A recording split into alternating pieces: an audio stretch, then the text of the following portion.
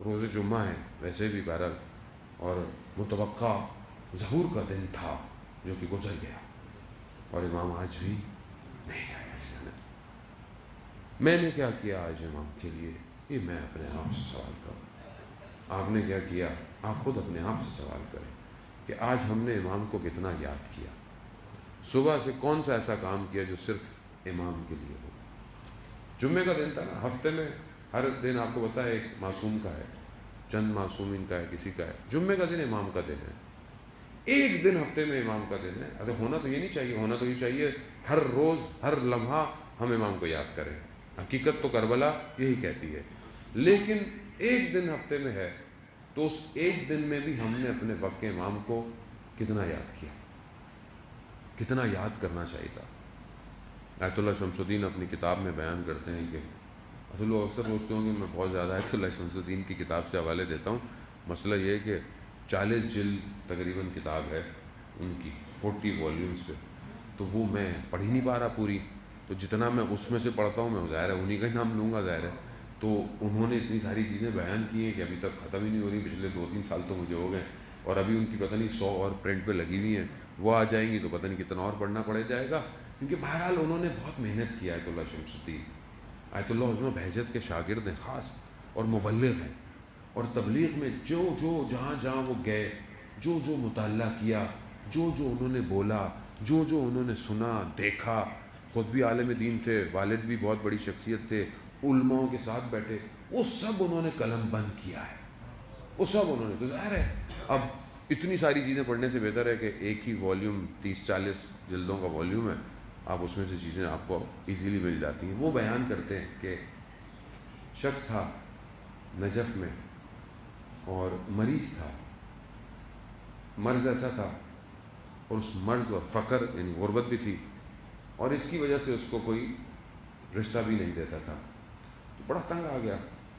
اس نے بولا، اس نے سنا ہوا تھا علماء سے کہ 40 ہفتے مسجد سیلا میں، جو نجف سے کوفہ کے پاس ہے، مسجد کوفہ سے تھوڑا سا فاصلے پہ ہے مسجد سیلا، جو مشہور بھی ہے امام وقت کے امام سے، کہ یہاں پہ 40 ہفتے عمل کرو تو امام سے ملاقات ہو جائے گی۔ اس نے بھی ایسے ہی کیا، آخری ہفتہ آیا تو اس کی جو بیماری تھی سینے پہ، اس کی وجہ سے نا خون اس کا نکلا، تو اس کے بدن پہ خون لگ گیا، تو یہ اندر نہیں جا سکا مسجد کے، باہر ہی بیٹھ گیا۔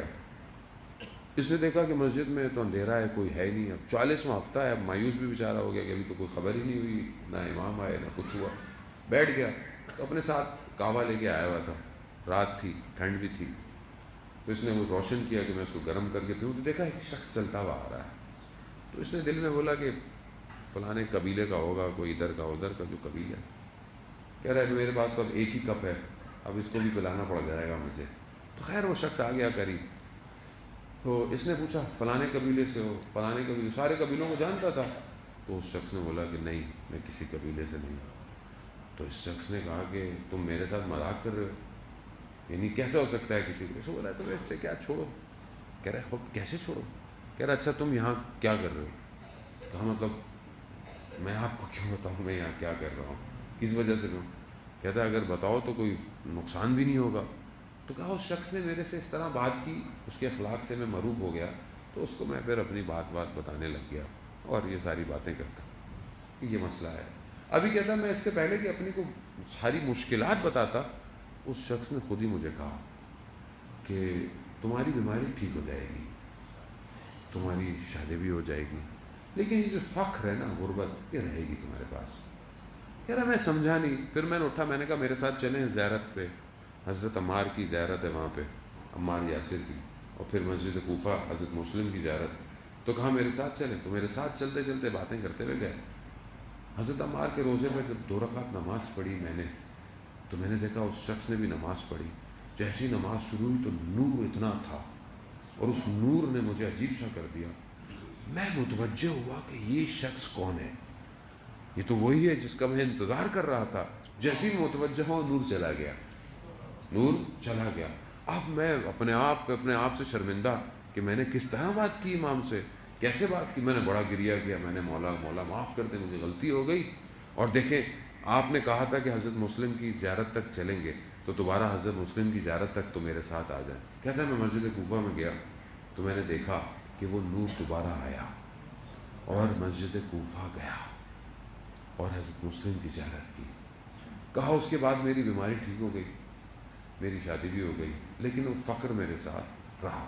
عزیزان محترم، امام، ہم اپنی حاجتوں کے لیے امام کو پکارتے ہیں، یقیناً پکارتے ہوں گے، لیکن میرے خیال میں جو مجھے محسوس ہوتا ہے، میں آپ کو نہیں کہہ رہا، شاید میں جس طرح اپنی حاجتوں میں بھی امام کو پکارنا چاہیے نا، وہ بھی نہیں پکارتا۔